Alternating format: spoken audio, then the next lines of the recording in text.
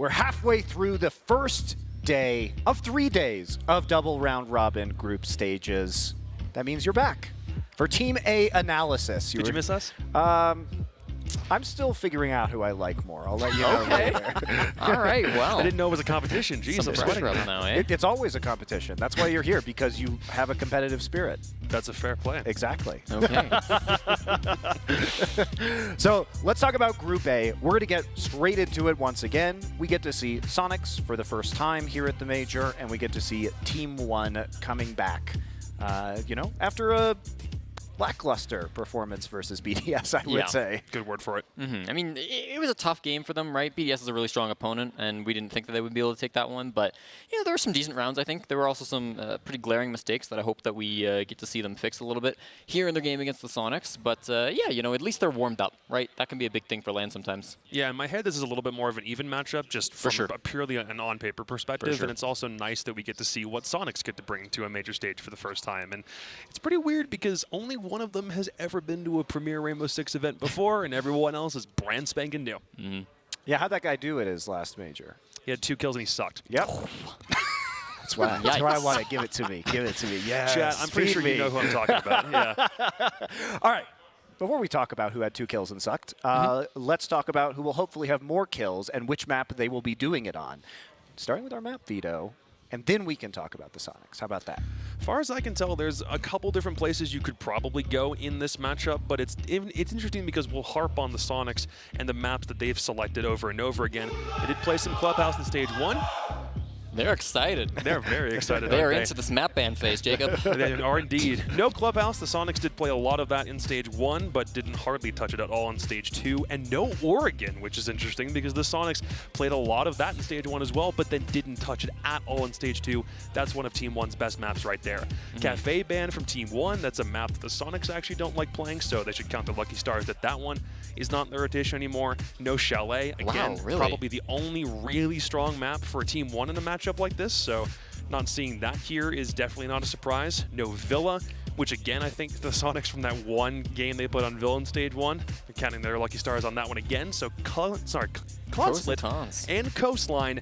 And Consulate is very interesting because this is the map that the Soniqs played 5 times in Stage 2. They won it 3 times, lost it twice. And they really didn't need to pick any other map because it was one that sometimes they didn't even have to worry about banning. It was just always there at the end of the rotation. Yeah, Soniqs played it a lot. Team 1 have as well. They kind of were struggling in Stage 2, I'd say. They didn't have too many wins, 3 losses and 1 win for their Stage 2 performance, but they also just played it a couple of hours ago against BDS, so there's going to be some fresh VODs available for the Soniqs. Yeah, some time to analyze it as well. Team 1 also having a little bit of an opportunity to refresh, talk about what went wrong on that map, so hopefully coming in with a little bit of a different approach this time. But let's kick off our conversation with the Soniqs, whom we have hardly discussed at all because this is going to be their first map here at the Major. So Soniqs, they're a really fun team. They're very boisterous, full of personality. I had a chance to talk to them a little bit beforehand, so I want you to tell me if what the Soniqs say about themselves is true or BS, okay? Okay. What did they say, Monty? Okay. So the Soniqs said, when I asked them, because a lot of teams were saying, oh, wow, the Soniqs, like, we really respect them from a strategic standpoint, strategic depth. Totally. And they said, we're not really that strategic. We do a lot of defaults and then make mid-round calls and are all on the same page. So it looks like it's a strategy, but we're actually a reactive team in the moment. I mean, I don't think that's completely, like, out of their, I think that's definitely got some grounded in reality stuff there, but your tone of voice is not convincing me. No, I mean, I do think that they are a team that have their comfort maps, their comfort positions, right? And they're a team that really like to not deviate too much from that. But that's because I feel because their strats are so good in those positions. So I really have liked that. I will say there have been a couple of times where I have noticed, some great adaptations partway through. Their last game of the season against Disrupt, a great example of that attack and top down against Players Archives. They switch it up. They realize that basement is totally exposed. They go through Garage. They win that round. So I think the adaptations are definitely strong, but I wouldn't discount their strats. I wouldn't discount their basic setups. To say they only run defaults maybe is pulling themselves down a little bit more than they deserve. All right, to you, Jacob, the next Sonic statement. You ready? Yeah. They believe that they were the most aggressive team in NA in Stage 1, But in Stage 2, after teams came back from SI and sort of adopted a more LATAM style, that they were no longer the most aggressive team. I think they were definitely the flashiest team in Stage 1, and that's coming with a second-place finish for them, whereas the only team that they lost to was Oxygen Esports, and they had a lot of strats and ideas with 2 new players that you really weren't going to have any teams be able to counter so early with a brand new team. So for the Soniqs, it's very, very true, because now they're playing Stage 2 off of trades very often. Like, Rexon is not an entry player. We're going to be hyping him up for the entirety of this game. Why don't and you probably start the rest right of the now? tournament. Just do it. Well, What are you waiting for? Might as well. It's a pretty good way to start. So Rexon was a runner-up for Stage 2 MVP overall. It was going to be him, Hot and Cold, or Hyper from Dark Zero. Hyper would go to win the honor, but Rexon isn't an entry player. He's a space maker, and he does really, really good on mid-round trades. That's more of his specialty. Grixter's probably the one that focuses more on ensuring the opening kill actually goes in the Soniqs' favor, and he's one of actually the last dedicated Ashe Jaeger mains that still remains in the game. There are people who, if they used to play Ashe in a very aggressive capacity, now might be playing a Zofia or a Yana instead. Jaeger isn't nearly as potent as he used to be, and you don't just use him for his gun these days. But Rexon's kind of stuck very hard and fast to that ideology over the past couple of months, and there's no real shock that he had the statistics that he did in Stage 2. It just isn't that he's always the first guy entering a building. I will say, I think that he kind of was at the beginning of this stage. He started off the stage 6-0 on their entry frags, right? So just the stat there was incredible. But the way they ended, he ended with a 10-9 scoreline. So you can tell in the second half of the stage, it really did seem to like it dipped down quite a bit. And that was something where I definitely noticed he was maybe not wanting to get into many of those opening engagements. A lot of the times it feels like those opening deaths are coming from positions he's not aware of, or he's into the building and not getting traded when maybe he expects to. So I definitely think that that's been something where he's maybe moved away from that as the stage has progressed a little bit.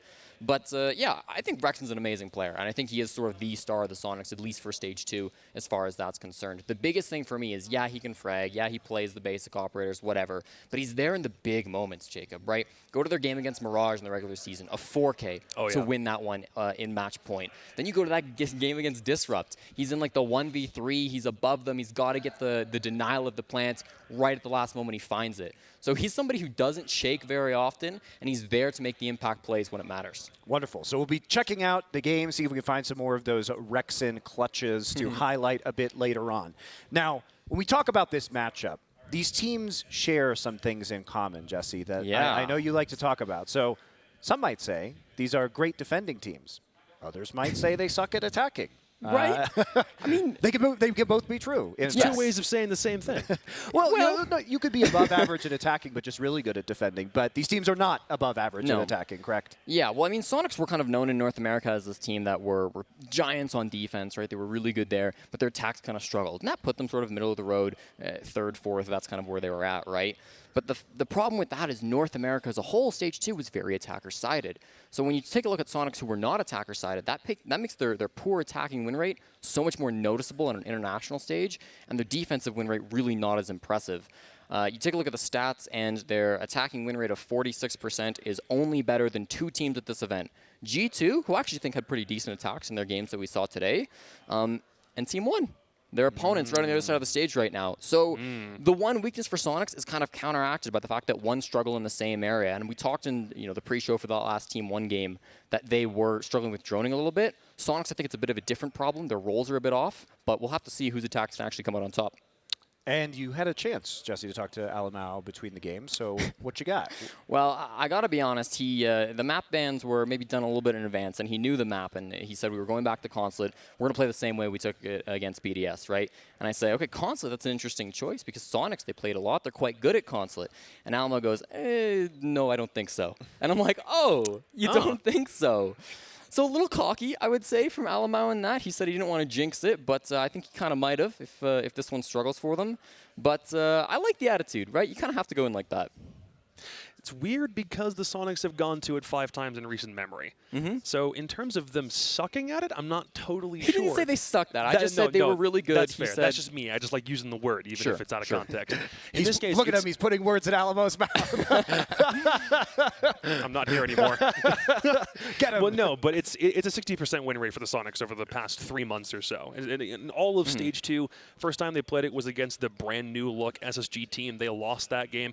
But then specifically, when we talk talked to Rexon about it, he mentioned that he's going to use that game as fuel, or the Sonics did as soon as they lost that matchup, then went on and had a lot of really impressive victories over the course of Stage 2, saying that that initial Consulate loss inspired them to see what else they couldn't like fix on the map, so to speak. Right. And then, you know, they still have 4 more appearances on it, 1-2 more of them, and the other 2, I think there's still some things to correct. But the question is Team 1 the team to figure out how to use those deficiencies to their advantage? Yeah, and I gotta say, I would have agreed with Alamau for the first, like, 8 out of 9 games in the NAL season, right? Because those first couple of matches that Sonics played, yeah, they played Consulate a lot, but it wasn't always great. You know, they got wins over Beast Coast, XSET. If you follow the North American League, those teams aren't anything to write home about, right? True. To be honest, right? But then they played against Disrupt, who are the kings of Consulate. That's their whole thing, right? And Sonics beat them pretty bad. They really, I mean, they analyzed what DG did, they countered it, and it went really well. And I'm worried this is going to be the same situation against Team 1, because 1 are great at Consulate too, but so are Disrupt. All right, well, as you say, the tape is there. Team 1 certainly had some time to review it over the past couple days, and certainly over the past couple hours as well, if they wanted to. So let's head into our predictions. Sounds like you guys leaning on the Team 1 side. Jake, you want to go first? I'm actually not leaning on the Team 1 side. Oh. I probably would have gone for Team 1 in this game if they had a better result against BDS, though some might say that going up against BDS is just a recipe for disaster anyway, so maybe they couldn't have expected a good result. But I am thinking that Sonics is kind of a sleeper team that we didn't have the chance to really give a proper preview to up until right now, and I think they might show up. Team 1 looked a little weak in that BDS matchup, and them playing Consulate often enough definitely isn't a coincidence. Joe Bro would not bring the Sonics to this map if it wasn't intentional. Yeah, I think overall, I think Team 1 are the better team, but I think they've messed up here by going back to Consulate. You just played this. Alamau admitted to me we're going to play it pretty much the same way because we thought we played pretty well, and they did. But the Sonics watched that. They had a whole like hour plus 40 minutes of break time just to break it down and figure out exactly what Team 1 do. So I feel like this has been a huge mistake actually in the map ban phase, and that's why I'm picking Sonics this time. 2 Sonics. Yeah, wow. we're flipping on you. Sorry, It's Monty. not an NAL analyst bias, I swear. I don't care.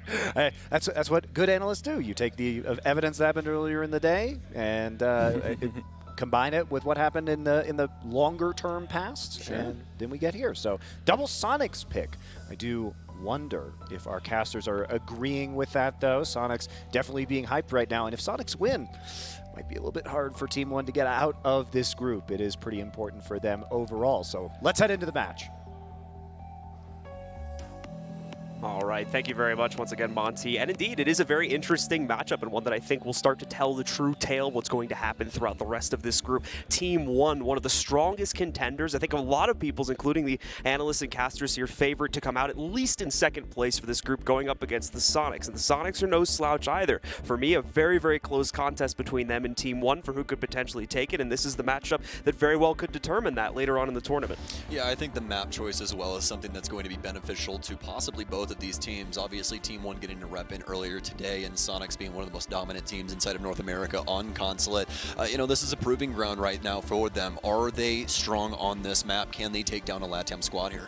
I know we heard the analyst Des talking a lot about the attacks being incredibly important for deciding who's going to be able to get a true advantage inside of this, and I can't help but agree with that.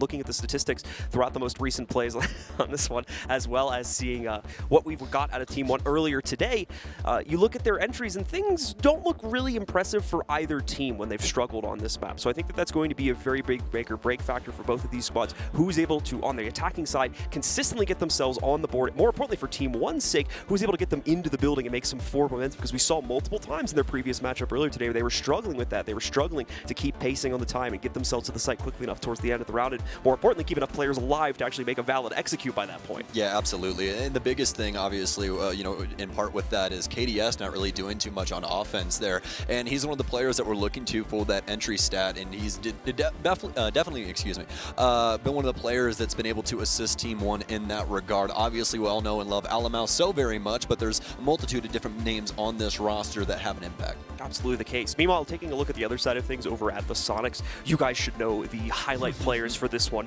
But just in case you don't, if you're tuning in from another region, you haven't been keeping up with the NAL, Rexon and Grixer, those are the two there's going to be a lot of focus on to find that performance for both the entry game that we were just talking about about before, but also for general fragging power, because those two are very much the mainstays in that department. We definitely get some good performances out of Cans and Yeti, and even Super from time to time, but it can't be relied upon. That's the big issue for this team. Yeah, absolutely. You know, the Soniqs, I think that that's the one thing that they've always lacked. But the thing is that they've got a lot of surprises as well, and this could be one right now. You know, we're back on land. This is a new environment for them. The NAL is on land, so they should feel right at home. Not to mention, this is the first time the Soniqs have made it to this caliber of a LAN in quite some time. The first time Super has made it this far in quite a while as well. Obviously, one of the more prolific leaders inside of North America. Everybody knows him. You might hate him, you might love him, but either way, he's made it here, and he's ready to make his mark once again. Let's see if the Soniqs can take down Team 1 in this matchup as we're going live now on to Consulate. It's Team 1 with Alamau, one of the most loved new faces inside of Rainbow Six Siege, up against the Soniqs in the polarizing Super. Going to be a good time, folks, and let's jump right into it, shall we? Team 1 will be taking away Thermite to start us off. Thermite Band being the quintessential pick for a lot of attacks, especially those that are leaning into the basement garage side of things. So generally speaking, that's going to cause quite a bit of uncomfortability for the Soniqs and force them out of that. Soniqs with an interesting choice there because they often rely on Nomad for their anti-roam and just a large part of what they tend to build up. So that's kind of surprising to see them taking it out. Also remember, though, that the Soniqs really do like Gridlock as well. They are not afraid to play her when it comes to this map, so that's more than likely in part because of that. Also, I really like this Thermite ban just because Thermite is the hard breach that has smokes. So what they're doing is they're taking that away from the Soniqs and forcing them to play something else that has smokes because Team 1 likes Twitch. Quite a bit of comfortability for the Soniqs to go back onto the Nomad ban for just a second with their Lion picks as well. We haven't seen that as much as of late, but that is an option if they need it. Valkyrie and Mira being pretty much expected bans here. No real huge surprises for either one of those. Mira, again, has that universal useful utility across most of these sites. The Mira windows themselves just really hard to deal with, and it's much better to just ban them out. Valkyrie cameras, well, those can be thrown pretty much anywhere on the map with the amount of windows that are available. So once again, just another factor that the Soniqs do not want to have to, or excuse me, Team 1 do not want to have to deal with inside of this matchup. All right, already loving the operator lineup that we're getting here from the Soniqs. Zero coming in yet again here for them on their Consulate. That's to be expected. A 6-pick off of the lane over towards Ash, so just a little eyebrow sweat there for Team 1. They're just trying to figure out what hard breach or what extra utility they necessarily need in order to try and handle this. And Rexon is definitely one of the options here that could bring in Habana and try and abuse some hatches and some longer range things. But that's the beauty of both of these hard breachers in comparison to Thermite. Yes, he does have the smokes and he's able to make some pretty big damn holes. But besides that, everyone else is range. Hard breach minus, obviously. I want to say Mozzie, I meant Mav. Okay. So here for the M got stuck for a second. We're getting a lot of ops now, you know, so the names can get a little overwhelming sometimes. We're over 50 now. We're like 52, huh? 52 or 53, somewhere around there. I lost count, to be honest. We'll figure it out later. Either way, we've got Team 1 on the defense. They're going to be going for their first floor hold to start things out. We do have the extended bunker being set up on the inside of that back room on the first floor right now, being locked down for the most part as well, but still giving a lot of options for Lagonis or whoever will be playing on the inside of this in the round itself to try and prevent the piano take, and as well a capability to immediately get aggressive upon any lobby take, which is the usual go-to for attacking teams against this site. Let's see what the Soniqs are going to show us, though. They've just spawned out a few seconds ago. Going to be a few moments before we see them take any serious map control, but Kansan already repelling quickly up to the admin repel and probably won't be alone there. There's not a lot of resistance at the moment from Team 1, but they can't just hop right in. There are players still nearby, so they'll have to more than likely wait for an opportunity before trying to take that control if it is their intended target. To see what Team 1 wants to do with this. In the previous matchup on Consulate, they had a lot of difficulty up against BDS, especially when the map control came in early for BDS, as they were able to break down a lot of these walls, create a lot of crossfires, and just make life overall difficult for Team 1. And we'll have to see if that's going to change up here. Maybe some more aggression from Team 1 to handle these early engagements and try and put Soniqs on their back foot, but we'll have to see how it progresses further. So far, though, they've started things off on the east side and progressed forward. Rexon going to be assisting this from the suicide balcony. Repel as they begin to break up this side of the map. They want to make sure that there's no access to any of these stairwells, as they've got plenty of info around this area. Very, very slow process here. Like you said, though, plenty of intel coming in because of the Argus cams that Yeti deployed for himself. Specifically, this circle desk player is going to be the main focus for Rexon or anyone else that might be on fragging duty right now. The problem for Rexon, though, he won't get a clean shot onto this player, and I believe that player just escaped down to the basement anyway. Another benefit of these Argus cams you're seeing as well is that if they are going to be placed inside of a destructible wall, you can also see both sides of that wall presenting even more intelligence to that camera as well. Despite the info that's seemingly going Sonic's way, though, they're slowly inching their way into the map, but no real progress on getting any damage against the Team 1 roster. That still going to take a little bit more effort. That's a stark difference to what we had seen previously from BDS. Yes, it was still kind of a slower pace, but a lot of the picks started to come a lot earlier on. Not so far for the Soniqs. Still working through this map, haven't been able to find their mark just yet. Only some damage off onto Levy, but they have plenty of map control here to start attempting case plans at a moment's notice. But still have to worry about possible upstairs player here inside a projector that we could see go for that hatch. That was something that was a bane of Team 1's existence when it came down to Consulate inside our previous matchup. We'll see if they're cognizant of the situation, at least for the Sonic sake. So once again, no actual aggressive attempts to try and pick off kills or try to pick off players from Team 1 whatsoever. They've just been sitting in their standard positions, especially over towards Piano and Bathroom on the first floor. Those players have not had to do anything except watch cams for this entire round. Finally some action though, as we see the first attempted plant come in from Super. They're thinking it's coming in from the front door though, but this Nitro Cell going to be right up on top of Super. A quick denial of that just before it goes down onto the ground. Unfortunately, for quite a few of the other members of the Sonics, they're still going to be locked out by the front door because of the Toxic Babe sitting there. We can see Kansan on Spiral, but he needs to worry about the plant. The problem is they're losing more and more members of the Sonics. Neskin now in position with another Nitro Cell to deny the secondary plant attempt that's coming down right now. No, the Nitro Cell is off though, but it shouldn't matter as Alamau completes the rotate to the back of the circle desk and shuts down the final plant attempt. Okay, so Team 1 simply operating around the Sonics and just waiting to see what their move's going to be. The Sonics finally get comfortable, go for the plant, does not work out in the slightest. Just way too much utility still in the pockets of these defenders, as well as Z being completely unchecked. A lot of confidence there coming out from the Team 1 roster. You can see they felt confident in themselves that they've been able to work past that somewhat tricky execute from the Sonics. A little bit hard to read exactly what they were doing because things were so quiet up until those final few seconds, but as soon as they get a lock on the situation, it's a very, very quick transition for them to start flanking out all of those pushes and making sure that Sonics cannot gain an inch in that push situation. Yeah, in those last 20 seconds in my head, I was just like, somebody turn the elevator music back on, please. Like, this is this is just taking a little while, man. We got to do something here, but, you know, Sonic's still able to get the map control. That was the most important part, and obviously attempting to put that case down. They did everything right there. The only thing, obviously, being the big factor is not being aware of what was going on with the hatches and the plays from down low. If that actually, you know, was checked, then the Sonics more than likely walk away with a round there. They had so much map control centralized around this spiral staircase. Yeah, unfortunately, just a few pieces of utility left unaccounted for. Did not believe that they were going to become an issue for them on the execute, and as a result of them not forcing anything out of the Team 1 roster earlier in that round, it was fully ready to be deployed against them, and unfortunately was the main thing that stopped the execute there. A little bit of a different take this time, going to be coming in from Team 1, obviously, as they'll be shifting the site over towards the split site now, so you will see those reinforcements going down in the triple garage panel, just because that is a usual entry point for attackers here, and might dissuade them from going that direction if they have to use what's usually a limited amount of hard breach on it. But considering we still have both the Hibana and the Ace picks, that probably won't be too much of a problem for the Sonics this time around. Yeah, more than likely not. We'll see if they do want to go for the clear here. This is going to be pretty easy for them to hold things down, especially with Yeti still on 0, so they'll be able to use his cams to watch their flank if they do want to try and set up shop on this end, and that's exactly what they're going to do. Rexon already slapping things down for the Selma charges, and what a better person to be playing this operator overall. If somebody is going to have an AK-12, it's got to be somebody with a frag potential like Rexon.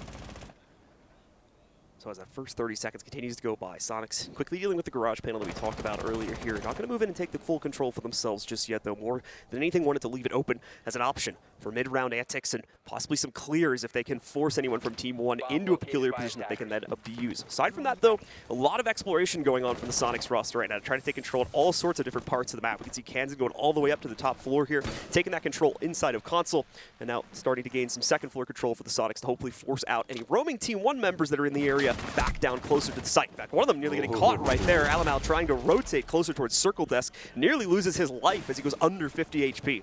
Yeah, always a scary angle there being worked outside. Levy not able to get any damage back off onto Super either, so this will limit Alamau's potential going forward inside of this round, but doesn't look like it's exactly limiting him to him, actually.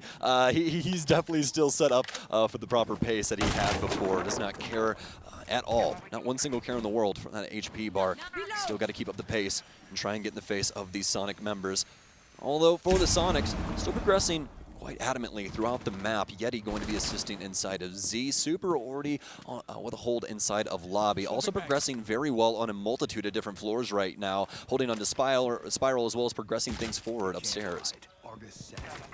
Yeah, just continuing to set up more of those Argus cams to continue to distribute the intel, especially for any type of late round play that's going to come out here for the Sonics. You saw how chaotic the last one was because of the fact that it was essentially a 5v5 going up to the very final seconds of the round, and we're looking like pretty much the same exact thing is going to transpire once the Sonics are finally ready to commit themselves to this execute. More than likely against Tellers, but I want to keep the options open as it's actually looking like it might be a bit of the opposite here. We've got a big presence build up downstairs in the basement, so it could be a push directly into the hold from Team 1 instead, and that appears to be the case. A 1-for-1 exchange is how it starts out, though, but the Sonics are pushing in. Unfortunately, they're getting torn apart once more here by the Team 1 setup as Neskin picks up the most recent kill against Rexen. That's two of the big fraggers here for the Sonics down on the ground. Super and Kansan trade some more out. They're able to equalize the equation down to a 2v2, but oh no! A team kill from Alamau. He did manage to down Super, so it's been brought into a 1v1, but at the same time, we're seeing them try to move into position for this. Kansan still looking for a capability to get into position to trade that out. He's so far detached from the situation as he was trying to support from up on top, but now he has to move back in, try to find Alamo. He's got the angle advantage on, just has to fire in the right position. No, he's missed it. He's going to walk right by. Sees it, can't get the SMG-11 shot though. Alamo's now so low. He's made the transition, and no! Alamo gets both the kills at the end, and it's going to be another round for Team 1. I cannot believe that just happened. Alamau had such minimal HP as well, and he still is able to get away with that. Another thing that's happening for the Sonics right now is that, John, they simply don't have any intel game. We saw them go down Spiral. That's despite bringing 0. Yeah. Well, the thing is that they have his Argus cams, but outside of that, the drone economy, when he walked down Spiral, was absolutely abysmal. I think the only person that still had drones up was Kansan. It might have been like one extra person that had maybe one more drone, but that was it. So it was very difficult for them to try and get a bead on where the rest of Team 1 was. Unfortunate team kill there, but Alamau still able to clean it up. And, I mean, look at that. 5-0-0, looking hot to start.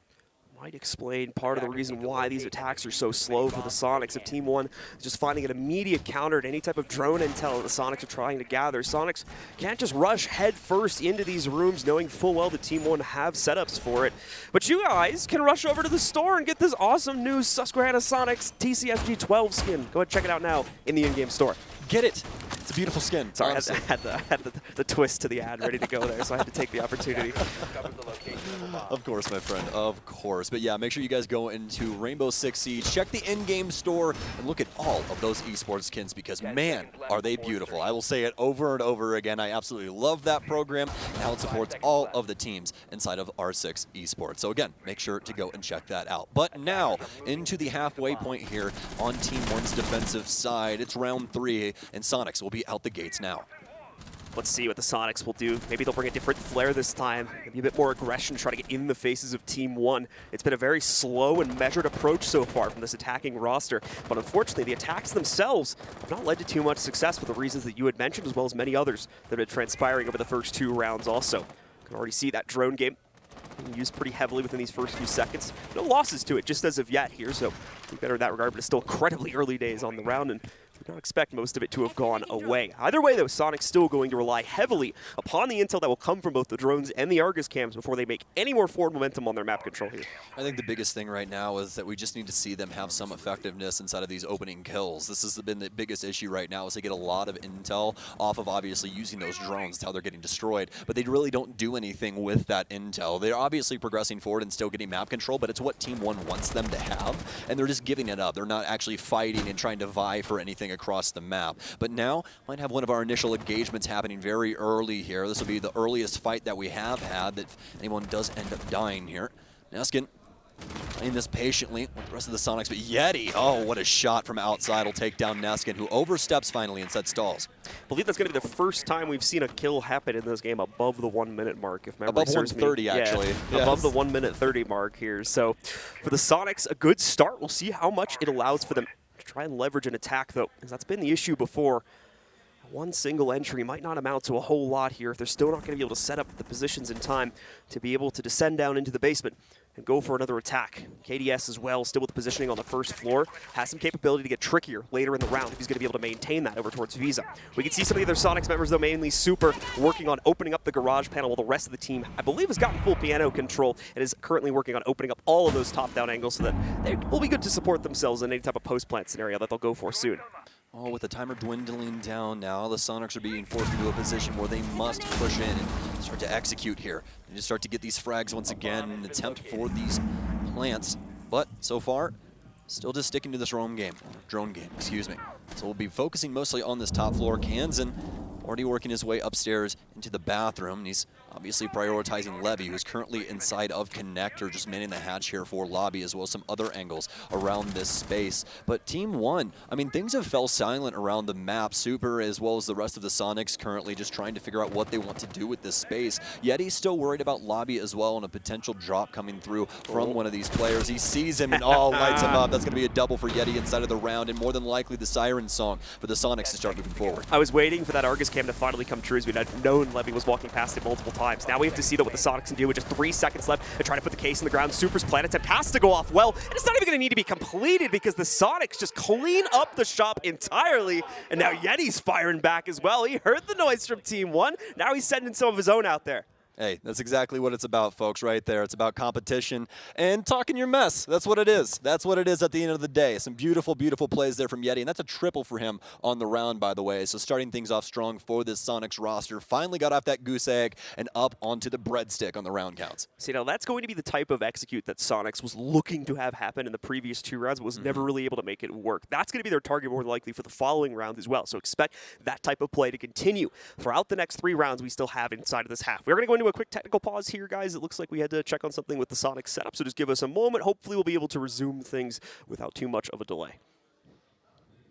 Well, so far, some very interesting things happening for the Sonics. It's been quite slow moving, but it's working out. That's the biggest thing. Obviously, the previous 2 rounds, not really the case, but this last one looks very, very good. And to be honest with you, you're starting to see the strategy that Sonics are bringing up against Team 1. They want Team 1 to make mistakes. They know that they want to get aggressive and try and take these gunfights, and they're trying to abuse as much of the info game as well as their patience as possible to do that. We finally got a good view of what the Argus camps can accomplish when they're put in the correct positions to actually spot out the roam game more than anything else as well. Because I think that's a big point of why that's being consistently brought in by Yeti on a round-to-round basis right now, is it's really limiting the options, or at minimum, creating incredibly uncomfortable situations for the Team 1 roster, where even if they just get spotted for a second, have to shoot out the Argus camp, now that player's been revealed. That's actionable intel for the Sonics, and they're able to use that to clear things out quicker, or just outright dissuade Team 1 for even going for one and forcing them into a passive hold, at which point they can go for a booming execute with all of that execute utility they're bringing to the table here. You know, we have all this hard breach, soft breach to open up all the angles, and plenty of nades that can be thrown out at that point, and hopefully at that point they'll overwhelm what's left of Team 1 on the site.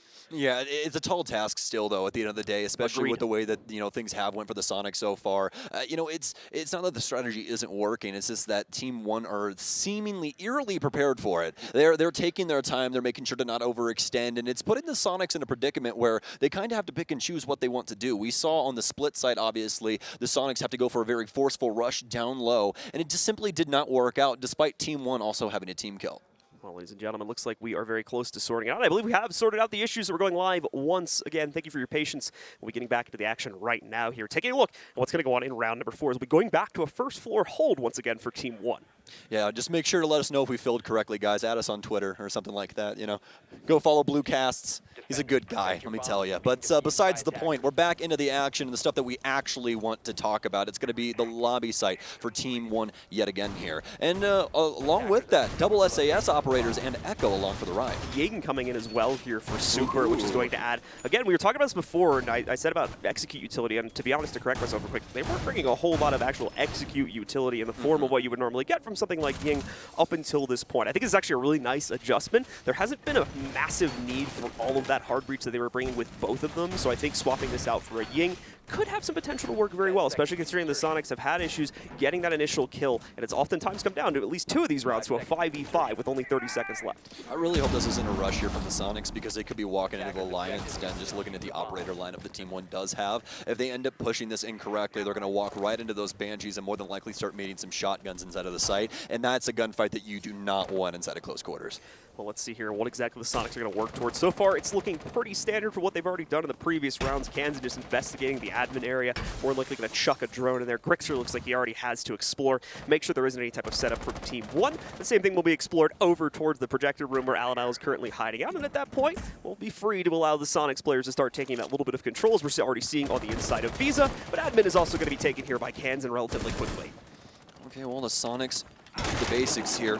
Default strategy, pushing in from the east, start clearing things out top.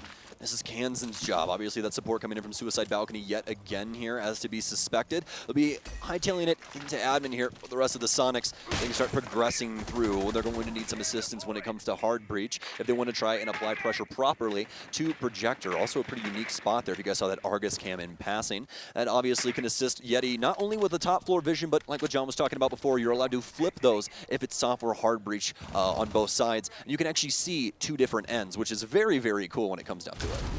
So for Team 1 here, once again, continuing to wait out the time. They have not been directly pressured in any huge extent yet, but that is going to start to change over these next few seconds. We can see right there, Alamau being the first one forced out of position, he believing that the Projector spot up on the second floor going to be a little bit too hot to hold on to, and probably a correct assumption. You've got Vending slowly being taken over by the Sonics right now, as well as a player that was outside on the balcony, so couldn't have been a more appropriate time to fall back after wasting a good minute or so and getting the intel, at least in little form that he did about the admin push. Man, this is like the 4D chess of Rainbow Six right now. Nobody wants to try and make a mistake This here. is a very technical game. Yeah, it's right like now. it's like I hate to use like chess references, but it's just basically like pawn pushing all the way, and then it's setting things up towards mid. But finally, we have somebody pop off, and it's going to be Kansan getting the first frag upstairs as he'll take down KDS. Sonics continuing their run on first kills. Your second round in a row, they've been able to get it for themselves. Obviously still happening a little bit late into the round, but once again, that's a primer to make the actual execute a little bit more forgivable if they end up in a trade spree, trying to push their way in at the final sequence, which is looking more and more likely, but at the same time,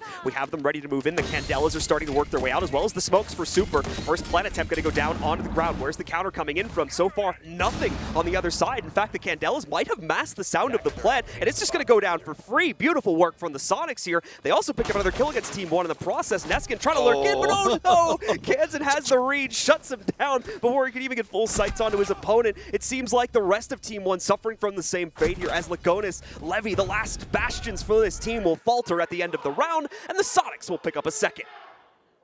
Man, the energy in this room right now, it is incredible. I cannot wait for the next round that Team 1 wins. I don't know if you guys can hear them through our microphones, but it is very, very loud in this room whenever these rounds end. So, but either way, the Sonics looking extremely solid when it comes down to it. They're handling map control very well, and they're also applying the pressure properly to Team 1. The biggest thing inside of these last two rounds has obviously been the picks. They've been able to actually secure these, picks initially and actually transition that into a better second half of the round, and it's been extremely consistent thus far. I also love the utility that we see Super just constantly rotating around. This is fantastic from him, and I want to continue to see this. We're going back to the split site for the looks of things here for Team 1. This started out well for them, as this was the very first site that the Sonics tried to attack, and unfortunately the first site that they really ran out of time to be able to get an appropriate execute going on. This time around, when it was attempted the second time, that was the first time the Sonics were able to get that pick going for themselves, and surprisingly overwhelmed Team 1 with the basement assault there. That was, I believe, the heavy lifting being done by Yeti inside of that round, as he got the triple, and they were able to sneak their first win out there.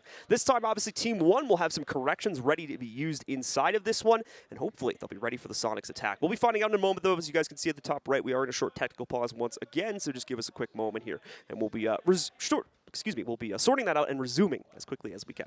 Yes, we will, my friend, but that means we got stuff to talk about. Welcome back to the podcast, folks. We're back on the desk here talking to you guys as we fill some time, but it's actually already been pretty interesting. As you were talking about during the game, this is a pretty technical matchup, and yes, I understand that might not be the most action-packed thing for you guys at home, but when it comes down to the way that Rainbow Six Siege plays, again, very highly technical. I'm loving the map clears that we're seeing from the Sonics and the way that they're abusing their information, again, especially inside of these last two rounds. The adaptations have been extremely solid, but now it's up to Team 1 as to what they can do going forward. Nothing crazy coming out here from the initial picks that we can see. I know you guys have the cameras in front of you. We can see the operator picks on our screen. It's looking like, again, a fairly standard comp to try and run both the basement as well as the extended play into the upstairs sites. They're going to be bringing an Alibi, Rooney, Mozzie, Pulse, and Malusi into the fold here. They did 6-pick the Pulse, but that shouldn't be too much of a surprise to an experienced team on this map, as Pulse is very much a mainstay on Consulate, as he has the capability to, especially when played from the basement, to essentially see an entire vertical slice of the entire map going all the way up to the top floor. So. Yeah, and then when you look over at the Sonics camp, we have 0 again on Yeti, Sledge still being played by Kansan. We have a 6-pick off of Dokkaebi for Super here. Back to the Ying, I really like that, especially because of the bomb side, then Ace and Zofia to round it off. With the Ying pick here, that can almost directly counter out Pulse play down low if Super does choose to put those Candelas through the floor if they want to go for a Teller's plant. But, I mean, just looking at the defense, there's quite a bit of artillery that's going to be down low. We're We're going to have to see if it will be enough here for the Sonics to try and break their way through the defensive lines and take control once again. Keep in mind, Sonics can change things up here too. We've already seen them try to go for an actual teller's take once as well. That one didn't end up going too well, but there's nothing saying with this composition they can't revert to that type of attack and make it play out once again, especially if they're able to clear out that second floor extended play earlier on in the round and have all that extra time to bait out what will usually be a large amount of nitro cells and other pieces of defensive utility to try and stop a teller's play from the basement side. Yeah, and that's the biggest thing when it comes to the split site as well, is making sure to manage that. And that's where Leganis is going to come in huge here with that pulse. Without that information, this site is extremely difficult to play, mostly because there's not very many cameras around that area to actually use naturally. So having the cardiac sensor is a huge boon for the defense when it comes down to it. Definitely the case. Once again, guys, still working on that technical issue, so bear with us here. We have the admin team working on sorting that out as fast as we can, and then as soon as it is good to go, we'll be jumping right back into the action. This is a very tense matchup going down to the bitter end to actually even be able to get a sense of who a winner might be on a round-to-round basis. You do not want to miss a single second. I mean, maybe you can miss the first minute of the round or so, but when we get to the late round, you don't want to miss a single second because every second matters here. Yeah, you're allowed to go to the bathroom at the beginning of the round, but you better be back by the midway point. Otherwise, we're going to be angry with you. So, but either way, though, we're a couple of minutes here, folks, from getting in. It's kind of flashes back and forth on the screen as they are getting things figured out. But still, lots of action to be had here on Consulate as we're waiting on the last 2 rounds inside of this half. And what a half it has been so far. We've been sitting here kind of discussing the differences in strategy between these two, and especially the pacing that has been standing out to them. I'm assuming everyone at home, because Team 1 especially, I feel like, is playing around this quite well. These last 2 rounds, though, have been kind of lackluster. Yeah, they have not been able to adjust properly to the changes that the Sonics have made, and that's going to be something that the Sonics will have to continue to do here throughout this evening, as they've got a little bit more pressure on them. For Team 1, this is their last matchup of the day, as they already played one earlier against BDS, but the Sonics are just getting started here and now. They still have another matchup to go after this. They'll be playing off against CAG following this match. I'm sure CAG will be watching. Sonics will need to be very well aware of that fact and obviously prepared for any type of adjustments that might be made between now and then on that CAG roster. That's a very dangerous roster to go up against if you're unprepared. Either way, though, folks, it looks like we're ready to hop back in game. Apologies once more for that delay. We are live once again, though, tied up at 2-2 if you are just joining us between the Sonics and Team 1 here at the group stage of the Rainbow Six Mexico Major. I feel like I jinxed us because I was talking about Kixon and Taro earlier when they had to fill for like 30, 40 minutes. It's like, ah, they had to do it this time and not us. Apparently, it was 16 minutes. Someone timed it. So. Oh, well, yeah. You know, I'm just going to... Not that bad at all. Yeah, I'm just going to knock on wood real quick and hope that this doesn't happen again. We're going to have to fill for 17 minutes coming up in a couple rounds.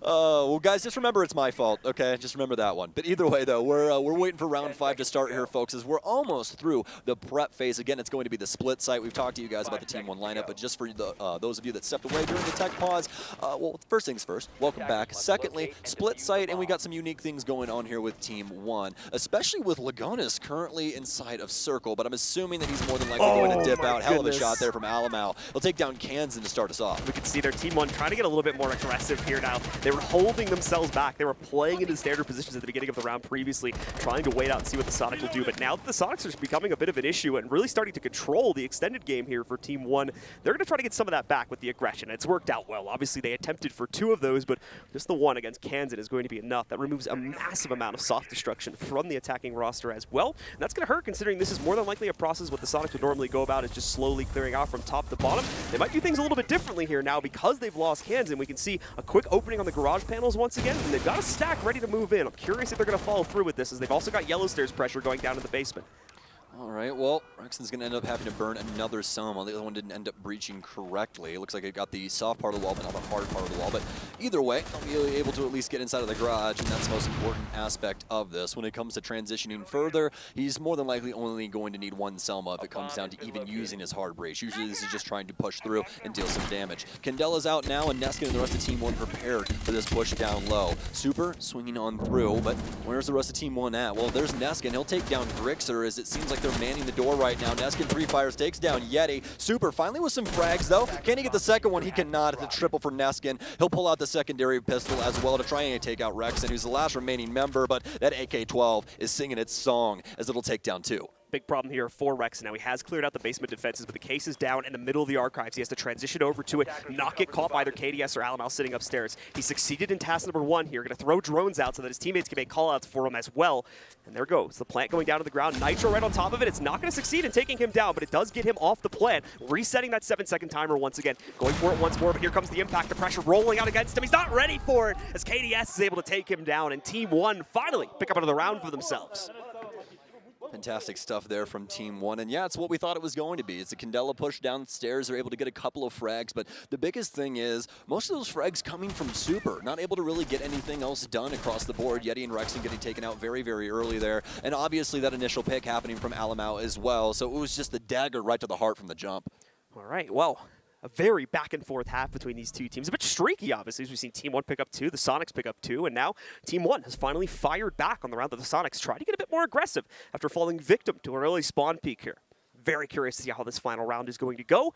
Could dictate a lot for what we see going into the second half. We're going to get a 6 pick here out of the Team 1 roster as they'll bring an Echo into the fold instead of a Cade for this final defense on the basement.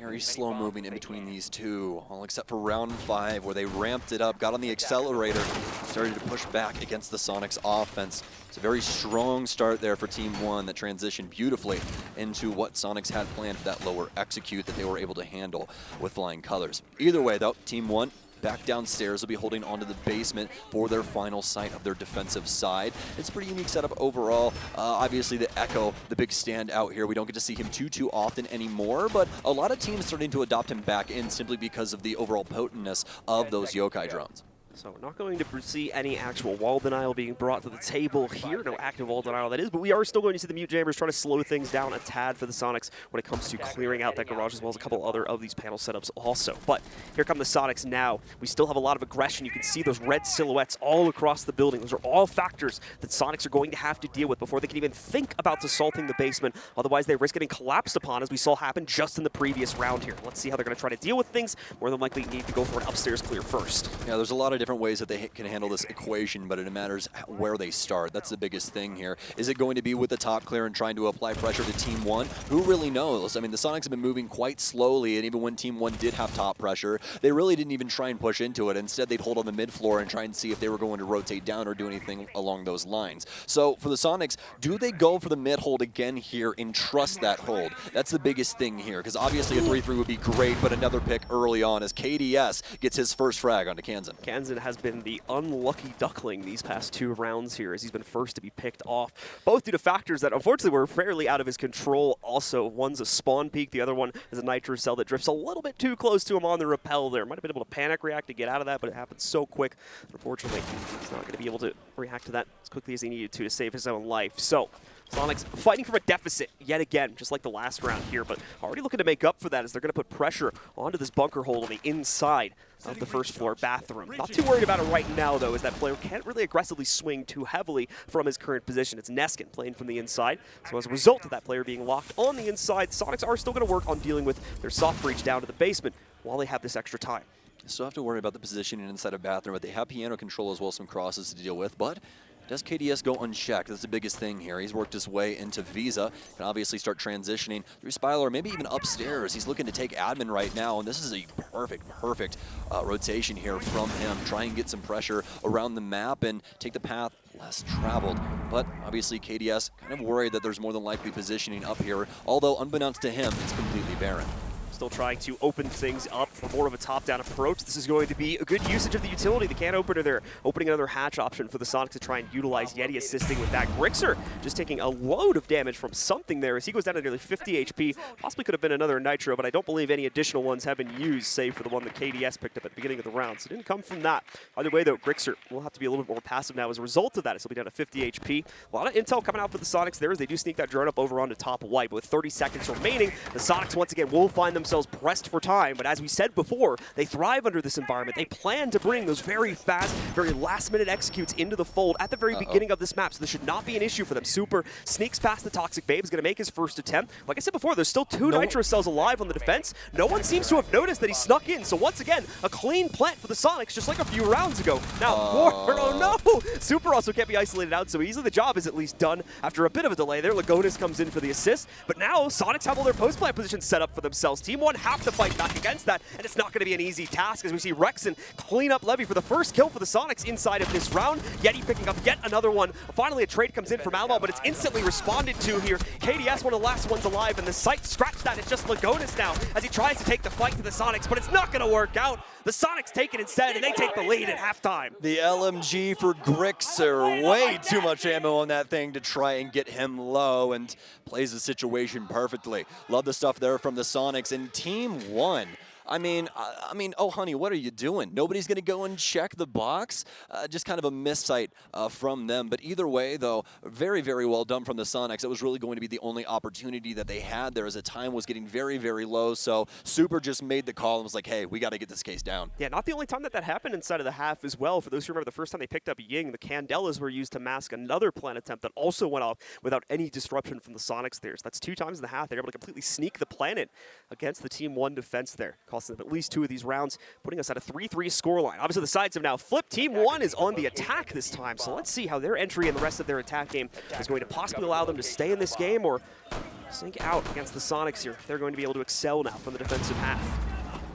All right, well, only seen the ugly head of Twitch rearing once again here. So it's exactly what we talked about inside of the ban phase. They're going to take away Thermite to limit the smokes, and then they're going to take Twitch for their own smoke game, as well as obviously Latam and the F2 go hand in hand extremely well. So would not expect anything else from them. The biggest things here, though, obviously being the singular hard breach. Obviously, though, Levy can take secondary hard breach on 0, so they'll still have an opportunity to pop some hatches if Lagonis goes down early.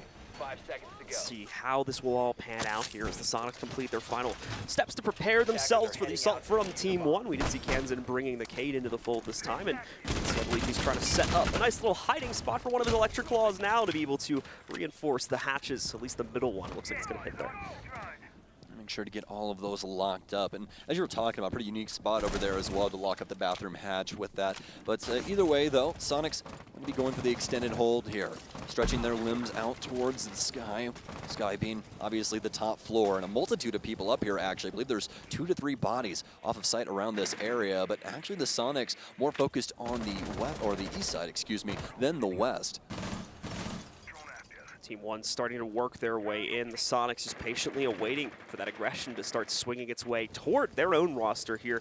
A very slow approach as well being taken by Team One inside of the first minute of the round, very similar to some of the notes we were seeing from the Sonics roster just inside of the previous half.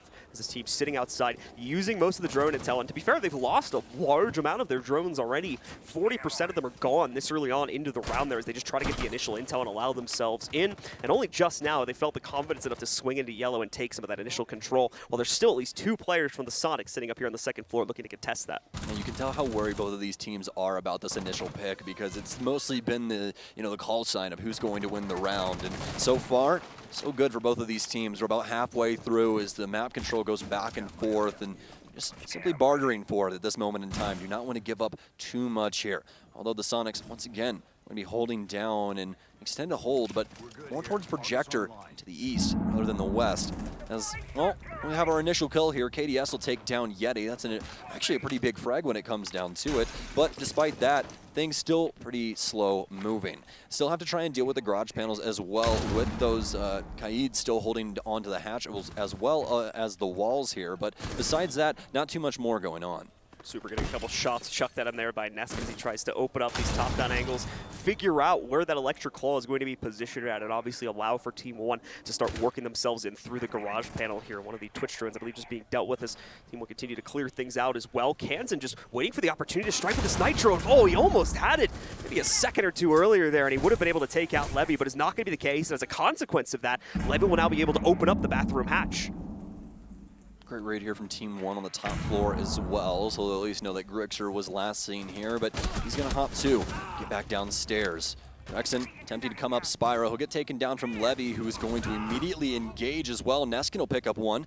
of a sudden, looking like it could be a flawless round here, and that's exactly what it will be. Team One take out all of the Soniqs members. Fortunately, a little bit too much aggression for me there in the middle of the round from the Soniqs, trying to get out, trying to push back some of this control that Team One had been able to get for themselves, especially as we were approaching that last 45 seconds to the 30-second mark as well. The secondary push up through the back stairs brings them down to a 5v3. It's kind of the beginning of the end, as they just don't have the manpower to properly hold against the execute at that point. For those that were catching it as well, Team One did succeed at opening up the garage as well as all the necessary hatches, so they had every possible angle they needed. Soniqs didn't really have any advantage to rely on as we came down to those final seconds there, and throwing their players out for fights earlier in the round only made the situation worse, unfortunately. Yeah, I really like how Team One handled the map as well, because obviously the Soniqs were waiting for that clear, coming across the entire building, but instead Team One insert on the yellow side. They split everything right at the front desk and make it very, very difficult for anyone to try and push out of projector and get towards that side of the building. So fantastic stuff from Team One there to be able to set up that matrix, make it difficult for these Soniqs members to try and come back from the deficit that they already put themselves in. So let's see if Team One can continue to make those runs, and more importantly, if they can continue to capitalize on the early aggression for the Soniqs to be able to net themselves an advantage and push them up an early lead. Away from that, though, we are going to move back towards the first floor site. This is another common one we've been seeing our team shift towards as of late. The Soniqs will be no different. We'll also be extending now all this setup on the second floor once again to delay time and hopefully maintain those positions in the event that Team One try to go for a direct take, as obviously that would re-enable that capability to swarm down on top of them and usually allow for a quick retake if you maintain those top positions. Attackers must locate and defuse the bomb. Okay, well, that phase finally done. Everyone out onto the field here. No big adjustments, all except for Alamau, who will now be bringing Thatcher. One of the things that we did not really talk about when it came to the ban phase, mostly because we did not see the Soniqs use this at all. Not a single time on their offense. This is the very first time that we are seeing Thatcher here. And just for those at home that are kind of new to Rainbow Six Siege, Thatcher is kind of your choice between, do you want to play the game on easy mode or hard mode? Those EMPs are extremely effective at disabling a multitude of the defensive utility and just makes your life very straightforward. So let's see how Team One will be able to utilize that, maybe dealing with some of these utilities such as the Kate Electric Claws, which to be fair, we're not going to have much of that in this round, but you still have other things such as the Aruni Gates, as well as other pieces of utility that can be very... Mutes, I mean, Banshees, ADSs, Yep. just Pretty much the whole spread that Soniqs are bringing. Look at the Soniqs and be like, no, that's Technically, the Toxic Babes can be hit by it as well, but it only stopped them from going off for a couple seconds. That's not very useful, but either way... I wonder if there's ever been a round that's been won in that way. There has to be, where like the EMP thinks perfectly. They used to be back in the day try and EMP nitro cells and get that timing correct. But speaking of timing, my timing's a little not impeccable when it comes down to conversation. Yeti's going to get picked off here. He ended up being off cam, but still going to go down early on here. Team One. Really, really solid beginnings to these last handful of rounds. They're just being very patient with this entry game. Yeah, the timeline proceeding pretty much exactly how round number 7 went. Right around the 2-minute to a minute 45-second mark after a long period of waiting this out and probably a large loss of drones. And actually, I'll correct myself, they have saved every single drone so far for Team One. They're able to isolate out a single member of the Soniqs and set up a 5v4 advantage. Now, here's the question. Does Soniqs double down on that? Try to send another player out like we can see Rexon in a position to do so, and they do. And this time it works. Grixer able to find an engagement against Neskin, taking him down and re-equalizing the fight into a 4v4. Now things get a little crazy. Team One have to figure out how to make up for that advantage, as well as still gain the large majority of the control they need inside of this map to make it work. The good news is we are attacking the we are attacking the first floor site, so you can go directly in through the front door. But if that entire upstairs roam is going to be left undealt with, that'll be a messy attack to say the least. Yeah, this is starting to look like a callback of round 3 here, where we saw some very aggressive plays from the Soniqs going into the basement. Plan attempts now starting here for Team One. We'll bait out the first one here, but oh my goodness, he's going to lose his life inside of grass. Levy with a very nice shot. Lagonis, though, he's going to have to back off yet again here, down to 25 HP. This is going to be a big problem for him, trying to go for this plant yet again. Super still has 2 of these Toxic Babes as well, so it's going to be a lot of damage that he will have to deal with. And on very minimal time here, Team One have got to get something done. Grixer still spinning around the map, as well as the rest of the Soniqs, as they're trying to figure out map control and figure out the space that they can try and abuse to handle the Team One members. They've actually adjusted themselves upstairs into projector, but now the bulletproof camera reading things out. Grixer with a freebie here. There's no cross set up anymore. Levy's going to have to try and get the refrag. He'll finally be able to do so, but Super, being the last remaining member, he'll at least know where the positioning is. He gets the first one. Can he get the second? He can! And Super able to get it done for the Soniqs. That's another big clutch coming out for the Soniqs right there. It's Super as well, running up right around the back of Team One. I'm so surprised they didn't have anybody watching that angle right there. Where did the Visa player go? Like, I don't know. but that's such an important area. Never saw their third member, unfortunately. I would have loved to get that intel. That's one to watch. Right back on there, the VOD Levy, right there. Levy was inside Oh my goodness. of Visa. He obviously transitions over, but it's so difficult to try and get out of that situation. You have to be able to hold on to Spiral. If you don't, you're going to continue to run into issues like this. Super sneaking in at the very end of the round, stealing the round right out of the hands of Team 1, keeping this game interesting, and more importantly, keeping this game close at a 4-4 scoreline. Things are going to continue to change up, obviously, for the Sonics with another successful defensive round. They'll be locked out of that first floor site. They'll be heading downstairs into the basement to make another run here. Okay, so Sonic starting us off strong here as they'll tie things up. Across the board, looking like they want to go for the roam game here. Rexon going to be on Vigil, one of his hallmark operators. I think this guy's had Vigil S's Abby on Twitter for 3 years, 2 years. It's been a really long time, John. I'll be really honest with you. So, but either way, he's one of the best Vigils in the world, I would say. He's just such a solid player overall. So this roam game more than likely going to be supporting that. Obviously, we have the Mute and Mozzie. So let's just see what happens here. As for the rest of them, though, Kan's going to be providing the Electro Claws once again from the Kaid, as well as Yeti going to be on the Banshee-wielding Malusi. Let's see how this all pans out once again for the Sonics. Huge confidence boost going to come from winning that last round right there. We'll see if they're going to try to throw some of this very same aggression that Team 1 threw at the Sonics at the end of the half. At them for this window right now. Grixer with the lineup. He's got the potential positioning there. Just unfortunately the timing was slightly off. No pick this time around there. Not even any damage, unfortunately, coming from that yellow stairs window. Looks like there was a bit of aggression maybe thrown at the console window as well, but that also did not lead to much success for either side, as no one has taken any damage as of yet. Oh, in due time, my friend. In due time, we will see some damage from somebody. But for the Sonics right now, it's obviously going to be that extended holdout we were talking about, but it's pretty unique in the way that they're doing it. Mostly centralized around yellow. Grixer will be holding onto that, but Rexon's also got some panels to his back inside of the bathroom. He's obviously going to be getting pressure from Levy here, who's currently on his window, as well as KDS, who's on yellow. But this right here is such a solid setup here for the Sonics. It's going to be difficult to try and dig them out of this hole, and this is just a big time sink. Massive time sink right now here for Team 1 as they're struggling to even get into the building, let alone get any control for themselves. They can actually leverage into and execute here. Yeti finally going to get some pressure thrown at him, though, as he tries to take a duel through the soft panel, like into the yellow window. Does unfortunately no damage to anyone on Team 1. It takes quite a bit himself, so does need to fall back through that hatch. Still wants to try and lean in for an aggressive fight, but could be potentially pushing himself into his own grave if he's not careful. There's a lot of Overwatch on this window right now, specifically from Lagonis, but other players able to assist if the need should arise as well. So Sonics need to be incredibly careful where they try to throw this aggression out, as it could go badly very quickly. Thankfully, they've been able to control it, though. Yeti, after quite a bit of delay, is able to re-aggress once again, find the kill against KDS, and set the Sonics up for an early 5v4 advantage. He may be on his last leg, but that doesn't mean that he can't fight back, and he'll get it done up against KDS.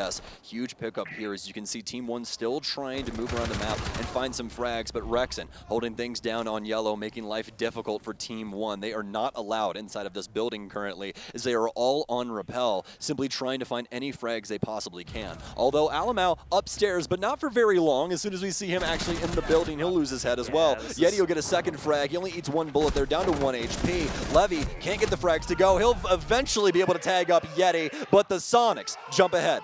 The Sonics was such a solid hold for themselves there. At the end of the round, I mean, I hate to say it, but it kind of seems like Team 1 was like, guys, we kind of just got to go for a couple pushes here and hope one of us ends up with something, because that's really what it looked like, just swinging directly into all those preset positions for the Sonics members. And the Sonics, as we're going to see here on the replay right now, look, swing 1, swing 2, just winning every single fight that comes their way. Yeah, like we were talking about in the round, it's like you're just straight up not allowed in the building. Yeah. That's just how it is. The Sonics are playing not aggressively, but they're playing for spatial control around those areas that are like the hot zones for Team 1 to try and get inside. And I mean, unluckily enough for them, it seemed that the only areas that they were able to break into, it was only a singular member of Team 1 at a time. So when you have that, it's always going to be difficult to try and win out those engagements, and that's exactly what we had inside of that round. Sonics, though, these defenses starting to come together, and well, we're going to continue it as we head to the split site. Hey, they were getting to a point around as well where Team 1 didn't really have enough time to try and completely change up the strategy. Didn't really seem like they wanted to as well. It's a little bit of hard-headedness coming in from the Team 1 roster, and thinking they could brute force their way into yellow and a couple other areas like piano they tried to swing into there. So they pay the price for that. Hopefully going to learn their lesson quickly, though, as the Sonics will continue to play in the same way, as they now take the lead and sit only 2 rounds away from shutting out this map in favor of themselves. I mean, I'll be honest, with the amount of energy that Yeti's exuding right now, if I had that not yelling at me, I'd probably be playing very similar.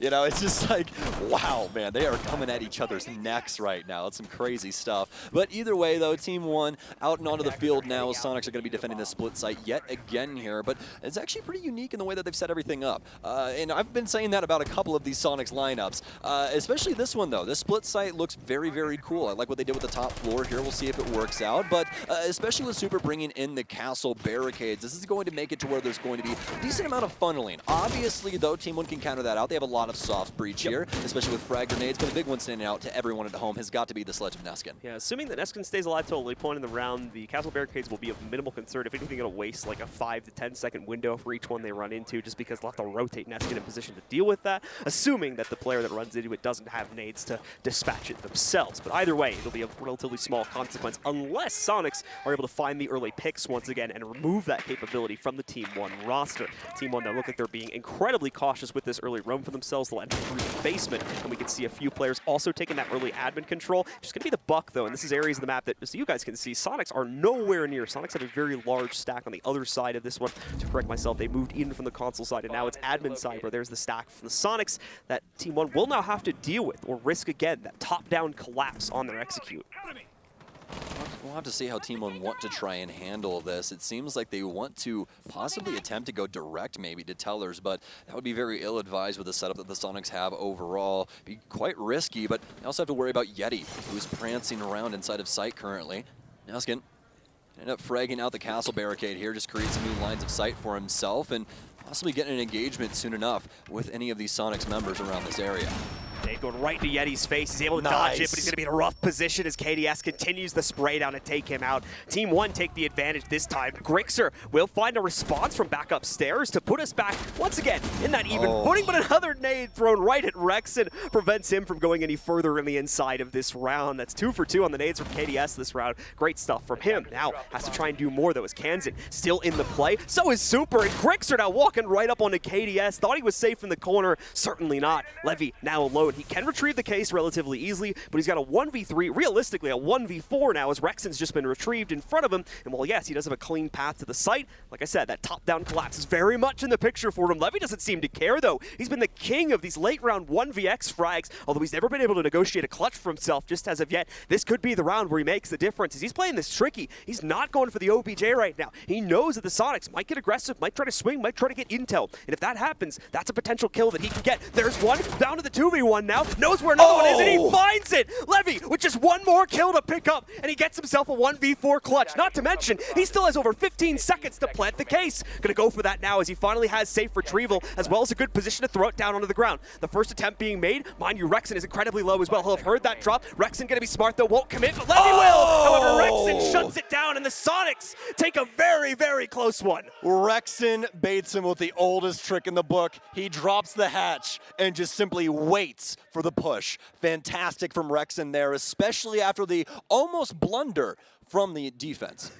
The Soniqs there, you can see a little bit freaked out with what went down there. Sweat on the brow of Super right there. He's like, whoo, gotta wipe that off real quick. Shake the hands off, but we are going to see success for the Soniqs regardless. That continues to bolster their lead, now at a 6-4 advantage. Only one more round is needed, and we are going to have a quick tactical pause as well before we jump into the next round. Man, this has been a grueling match between these two. Very, very long, drug-out rounds, and it's just been difficult for both of these teams to get a lot done. Finally, the Soniqs have jumped ahead. These defenses are coming together so very well. I mean, even that round, given the benefit of the doubt for the most part, I mean, Levy was just fantastic when it came down to those engagements. He played that almost perfectly.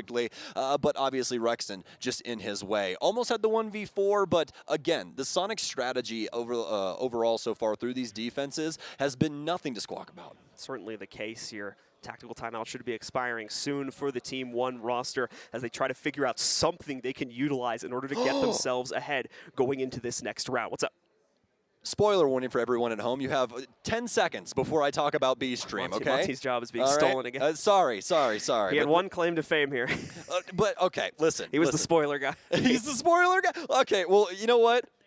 Now I can tell you. Invictus beat TSM on Villa 7-5. 7 regulation, sir. Regulation. That's crazy. Up against TSM. So, already seeing some of the effectiveness of not having Merc.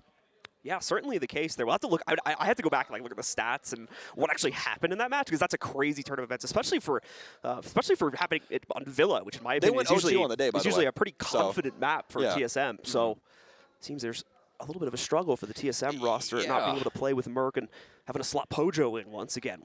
Yeah, very, very scary stuff. But enough about all of that, guys. We don't want to spoil too much for you because we know how much you guys love to go back and watch those VODs when we're not live. And just remember as well, we got 3 days of action for group stage, and then we have 1 day off. So if there was a day to catch up, it's going to be that day in between group stage and main stage. But jumping back into this, currently a tactical timeout for Team 1, and you cannot blame them. Personally speaking, I would have liked to see this a little bit early because I think they've been struggling for the last 3 rounds. Yeah, certainly the case here, and honestly, might have been a little bit too late on this pause here because now they can't make any mistakes whatsoever. These next 2 rounds need to come in flawlessly. Now, I will say, 2 rounds in a row, it's completely doable by pretty much any team here. It's certainly not asking for a whole lot, so we'll have to wait and see if Team 1 can come up with a winning strategy.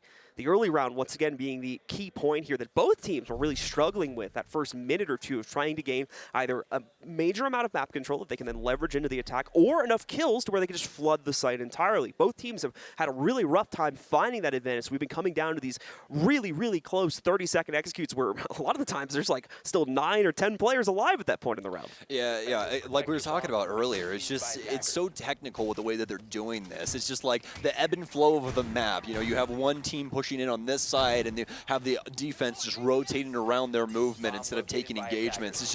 It's very, very interesting to see, to say the least. But either way, we're down to our possibly last round here, if the Soniqs have anything to say about it. As for the offensive Team 1, they haven't changed things up too much. Alamau still going to be on the Thatcher Levy, still rocking 0 as well. So we'll see what the pause potentially bolstered for Team 1 strategy book here.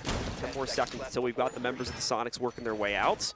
And what's going on there with Lagonis? Just pointed him out. My poor man right now, John, my poor guy. 1-9-5. One of the reasons Team 1 haven't really been able to get on the board on these offenses. He's been struggling in the frag department. This is something that we don't see happen too often when it comes to Team 1, but it's definitely a hindrance currently as the Soniqs are lighting up across the board. Even Super, 5-6-2, but you have no idea how impactful those frags were. Yeah, absolutely the case, especially with just his clutch right there. Ran right up, took down 2 players, as well as a planter at no timer, so outright clutched around himself. Technically a 1v3 for him if you count that 3rd player, but that 3rd player was nowhere to be seen in the clutch itself. Levy now going to be continuing to gather that early round intel here for the Team 1 rosters. He throws those Argus cams down. Arguably the most impactful player here for Team 1 inside of it. Like I said, a lot of them unfortunately not amounting to much because it's these very low time 1vx kills he's trying to get, is basically trying to pull the round back from the depths as we just saw in the previous round there. But still, a lot of it being made, unfortunately, just not able to work it in with the rest of the team to find those mid-round frags alongside some of these other players like KDS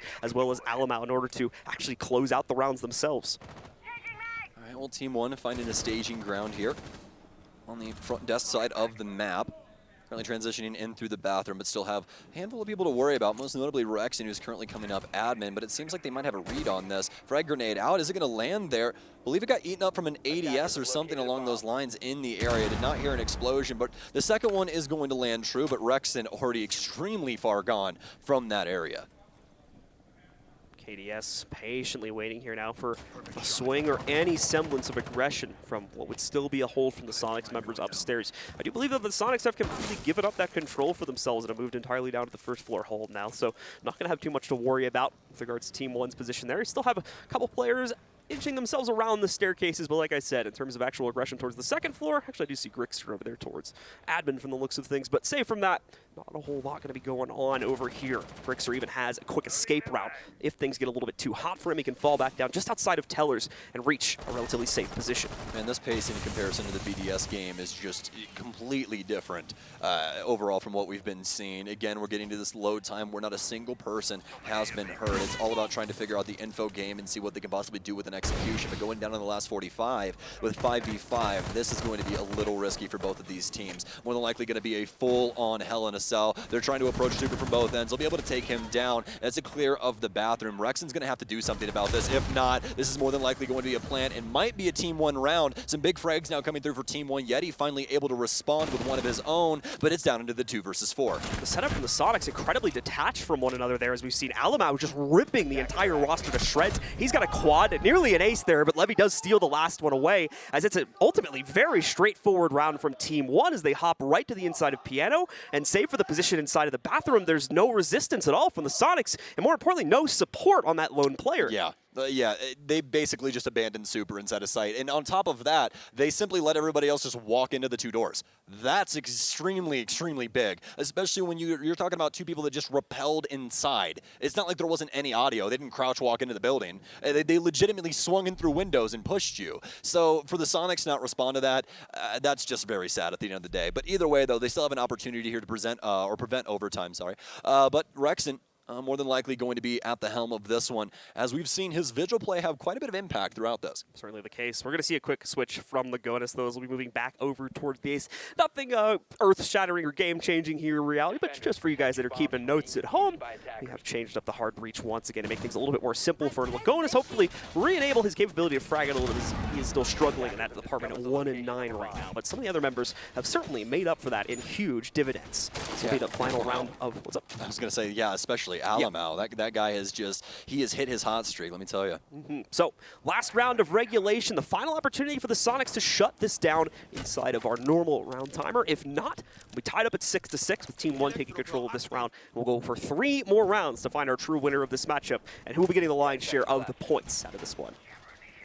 Man, I just cannot get over the fact of how grueling this match is. Really, I know we talked about it a little bit earlier, but we are really stressing both these teams out. This is a great match. Grinding it out, man. I mean, this one map legitimately feels like 2 maps. At this point, it's really, really crazy, the way that this has been progressing so far. But either way, though, once again, Team 1 with an opportunity here to force us into overtime. A little bit of a change up inside of the hard breach. Lagonis will be on ace for this one. Obviously, the secondary hard breach still available for Levy, so they'll be able to handle the hatches easily enough. Selma's down as they'll begin breaking things up around the area, and well, also a nitro cell, I believe, going wide next to the black car for some odd reason.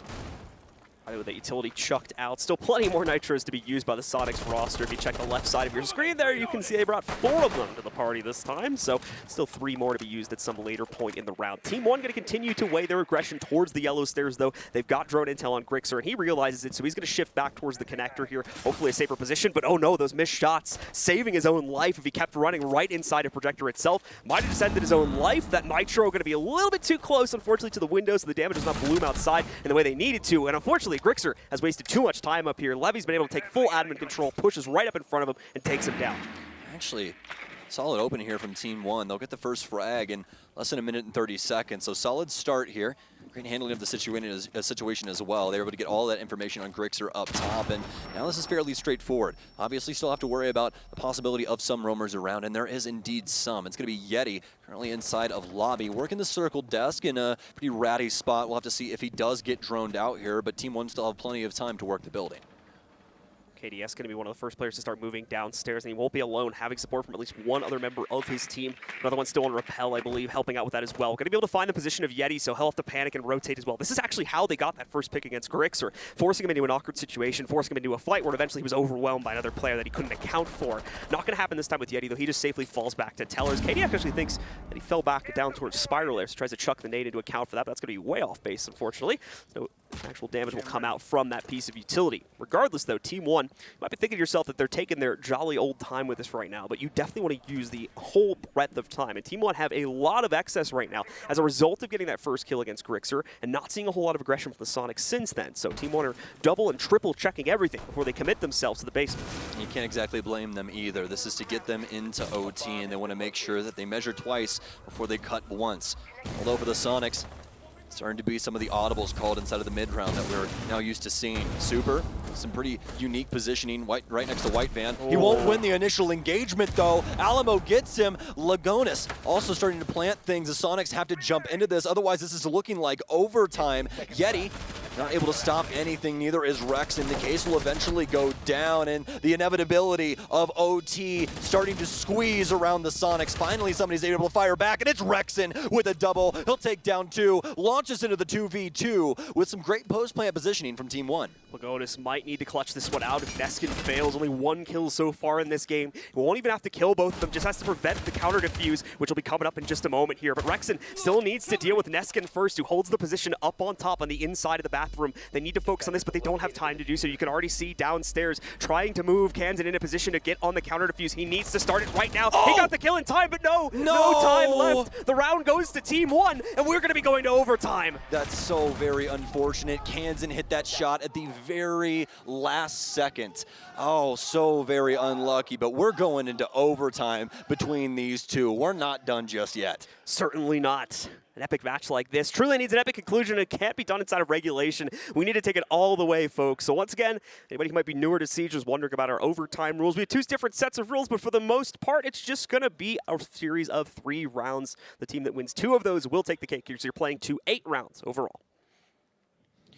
I'm getting a good look at the scoreboard here, at least for us, and wow, Team 1 is lighting that thing up. 13 kills for Levy, KDS with 10, and Alamau with 12. So really starting to see some of the potency of this squad overall. It's not just the Alamau show. Yeah, the usual suspects still leading the charge for the Sonics. Meanwhile, we talked about them in the pregame, and that's going to be coming mainly from Grixer as well as Rexon as they lead the charge for their team currently. But we're tied up. The Sonics will be able to maintain their defensive side start, meaning they also get to play it for the additional round at the end as well, should Team 1 be able to trade things out against them here. All right, well, let's see what the Sonics want to do with this setup for Lobby.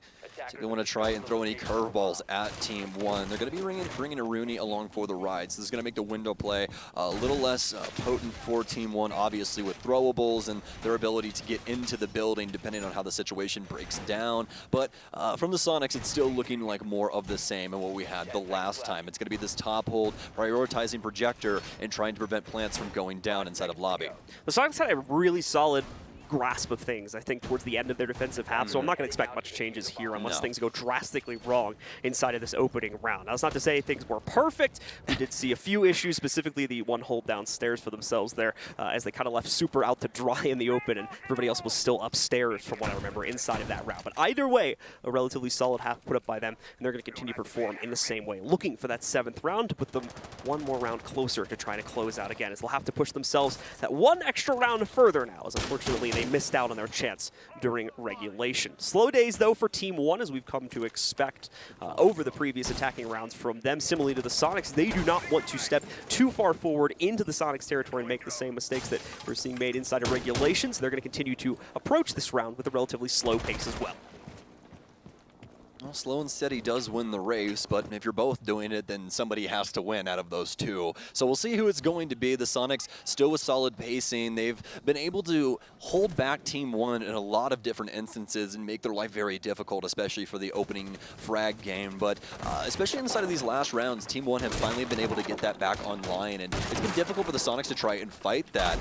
Especially inside of that last round, I feel like there was a lot of opportunity there for them to try and make something happen, but just simply could not get it done. Now we sit here in OT, where they're going to have to try and win out 2 rounds. Obviously, this is going to be a best of 3 rounds. In case you guys were wondering, it's going to be the first person to 8. So either way, Yeti still going to be holding things down upstairs inside a Projector. We're about halfway through this round, so the delay has already been quite solid. Team 1 have not really gotten themselves into the building, but we're now starting to get the bigger picture across the way, as it looks like they've actually gotten in on the admin side.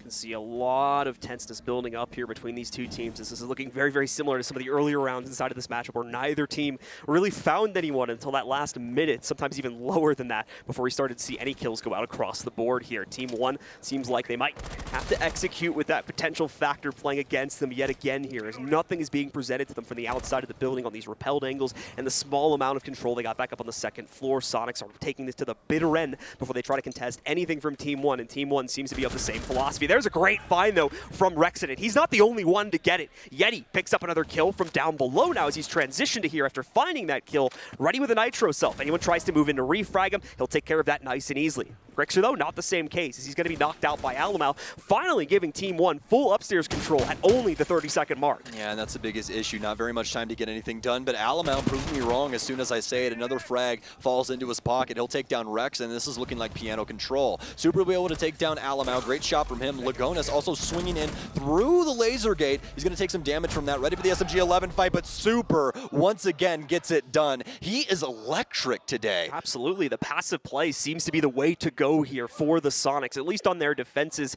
as unfortunately without any sort of aggressive swings or any just plays in general for Team 1 to try to catch and capitalize on, they too, like I said at the pregame, are struggling to find that opening pick, are worried about taking risks to move in towards the enemy territory and potentially lose a player to go down into a 4v5 or even further of a deficit here. That hesitation, that uncertainty is costing them too much time and allowing for Sonics to absolutely crunch with their setup, even getting aggressive there in those final 30 to 40 seconds. The swing, I believe, from Rexon there inside of Piano specifically to start things out. Yeti did something similar on top of that little side corner hatch in the main lobby. So really good work coming out from the Sonics there to change things up at the last minute to throw Team 1 off yet again. Yeah, that pacing switch, just a burst of speed really quick and just dash right past Team 1. Fantastic. But either way, Team 1 still have an opportunity here to keep themselves inside of this game. And I just want to toss it back to this as well. I was talking to Jesse earlier as well as Alamau as we were kind of gathered around a laptop watching the SSG game up against Furia. And if you guys haven't seen that, you need to go see that game. Fantastic stuff. I'm not going to talk about spoilers, but that's besides the point. We were talking to Alamau about this game, and he was like, yeah, the BDS game was hard, but I think the Sonics is going to be a little bit easier for us. And, well, that's not looking to be the case right now. I mean, if they win, they're technically right, yeah? I mean, technically so, but still, this is a lot more pressure than I think that they thought it was going to be. Yeah, certainly the case here. The Sonics came to play at this tournament for sure. And they're certainly bringing the heat to Team 1 here. Once again, putting the Sonics on their, I believe, third match point that they had for themselves here now, if you consider the two back when it was starting at 6-4. For Team 1, of course, they'll now need to get the response here and now, tie us up once again at 7-7 if they want any hope of winning this game. If not, they'll go to the Sonics at 8-6 here. Let's see, though, what the opening control from the Sonics is going to look like. They had a lot of these very same issues that Team 1 was struggling with trying to get either that opening control or that opening pick. So let's see if there's going to be anything a bit more aggressive or a bit more creative to try and find it here for the Sonics attack. It looks like Team 1 want to go fishing more than they did previously. You can already see some aggression, but that is to be expected out of Levy. He's been mostly the most aggressive player that we've seen on Team 1 outside of Alamau. KDS, more often than not, just finding his kills through, happenstance, angle holding, that kind of stuff, just working things for his team and getting the frags through that. But either way, Team 1, very solid start to the beginning here. Sonics not really able to get the ball rolling, only really inside of the info department as they're trying to clear out this top floor. So a minute gone by from the round, not a whole lot transpiring just as of yet. You can see Team 1, specifically Levy, continuing to hold on to these window angles to look for any sort of opportunity to catch a lurking member from the Sonics roster. But so far, no success in that, and it's going to be Rexon instead to strike first, catching Levy after he spends a little bit too much time adventuring around the map looking for picks. Not enough time defending himself. Yes, indeed, my friend. And looks like we will have the Sonics jump ahead here right now, but doesn't mean that things can't go awry later on. We've seen the Sonics take quite some time when it comes down to execute, and I'm assuming that this is going to be no different. We do have Super on the Ying, though, so this could make for a pretty interesting round overall, and as well as Alamau with some solid positioning currently inside of Connector, who could play spoils to this entire situation if given the proper circumstances. Super, though, with the drone down low, he'll be able to at least look into what's happening with the pulse downstairs. Alamau finally striking true as he'll take down Rexon up top.